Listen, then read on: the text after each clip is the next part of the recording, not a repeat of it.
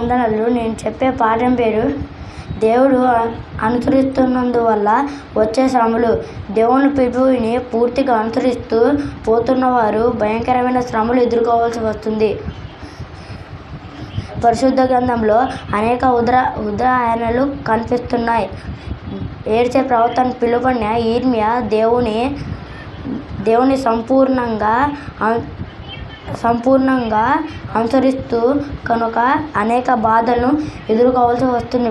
అతడు తల్లి గర్భంలో రూపించక ముందే దేవుడు అతనిని ఎరిగి నేనున్నానని ముందే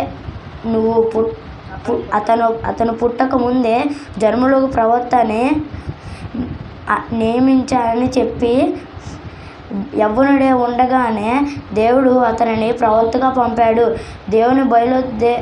దేవుడు బయలుపరిచిన వాడిని దాని మొహమాటం లేకుండా ఉన్నది ఉన్నట్లు ప్రవచించనందువల్ల అతనికి వేదనల వల్ల వచ్చే శ్రమలు నిండిపోయాయి. యిర్మీయా సహోదరులు అతని తండ్రి ఇంటివారు సైతం ద్రోహం చేస్తున్నారు. వెంబడి గెలుస్తూ వచ్చారు. యెహోవా పేరున వాళ్ళు అతను ప్రవచించాడు కనుక అతని సొంత గ్రామమైన అనతోతు నివాసులు అతని ప్రాణాపాయం కలిగించడానికి ఆలోచించారు. దేవుని మందిరానికి పెద్ద నాయకుడు యాజకుడు ఆయన పేషరు అతని కోటి బోండాలలో వేయించాడు.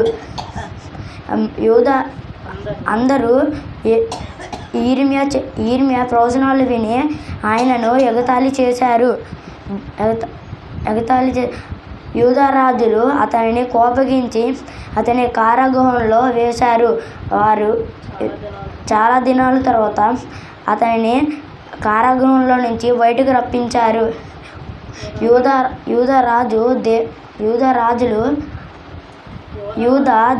వారి గురించి దేవుణ్ణి ఏమి తెలియజేశాడు అని అడిగాడు.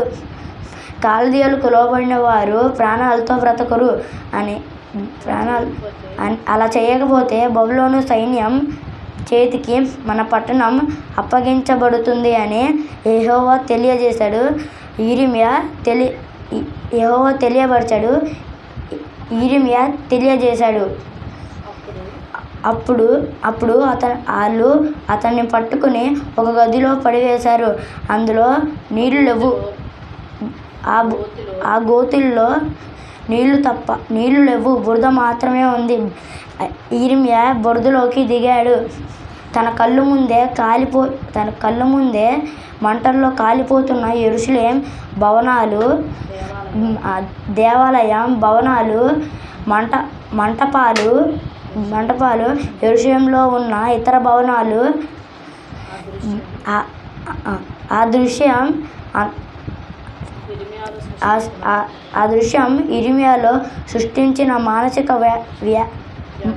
వ్యాధి శారీరక కన్నా ఎంతో ఎక్కువ అయింది. అయినా యిర్మీయా చివరి వరకు తనను పిలిచిన దేవుని సంపూర్ణంగా అనుసరించి విశ్వాసాన్ని కాపాడుకున్నాడు. Thank you. నేను చెప్పే పాఠం పేరు దేవాలయం అంటే ఏంటి? దేవాలయం అంటే దేవుని నివసించిన చోటుని దేవాలయం అంటారు. ఇంతకు దేవాలయం ఏది, ఎక్కడ? మానవ దేహం దేవుని ఆలయం. మనిషి కట్టించిన దేవుడు ఉన్నాడు. దేవుడు తన కోసం కట్టుకున్న దానిలో దేవుడు ఉంటాడు. అలా కట్టినదే మానవ దేహం. పాపం అంటే ఏమిటి? పాపం అంటే మనిషి దేవుని మాట వినకపోతే పాపం. అందుకు ఆజ్ఞాతిక్రమమై నేను పాపం అని రాయబడింది. మనం చేసిన పాపాలు పోవాలంటే క్రీస్తు చర్యలో క్రైస్తవ రక్తం ద్వారా పాప క్షమాపణ కలుగుతుంది. నేను చెప్పే పాఠం పేరు ఏదని జాగ్రత్త. మన ఆరోగ్యం బాగోలేకపోతే మంచి డాక్టర్ దగ్గరికి వెళ్తాం. పిల్లలను స్కూల్లో చేయించడానికి మంచి స్కూల్కి తీసుకుని వెళ్తాం. మన బైక్ చెడిపోతే మంచి మెకానిక్ దగ్గర తీసుకుని వెళ్తాం. ఇలా లోక సంబంధమైన ప్రతి దాని గురించి ఆలోచిస్తున్న మనిషి దేవుని వాక్యం దగ్గరకు వచ్చేసరికి ఆలోచించలేకపోతున్నాడు. మనం దేవుని మాటలు వినేటప్పుడు ఎదుటి చెప్పే వ్యక్తి మాటలు బైబిల్లో ఉందో లేదో, నిజమైన బోధ లేక అబద్ధమైన బోధ అని గ్రహించలేకపోతున్నాడు. మన శరీర విషయంలో ఎంత జాగ్రత్త పడుతున్నామో అంతకంటే ఎంత గొప్పదైన ఆత్మ విషయంలో ఇంకెంత జాగ్రత్త పడాలో యేసు చెప్పిన మాట చూడగలిగితే మార్కు సువార్త 4:24 మార్కు సువార్త 4:24 మీరేమి వినుచున్నారో జాగ్రత్తగా చూచుకొనిడి. ఏది నిజమైన బోధ ఏది అబద్ధమైన బోధ తెలుసుకొని శరీర విషయంలో ఎంత జాగ్రత్త పడుతున్నారో అంతకంటే ఎక్కువ జాగ్రత్త ఆత్మ విషయంలో పడాలని కోరుకుంటూ నా మాటలు ముగిస్తున్నాను. Thank you.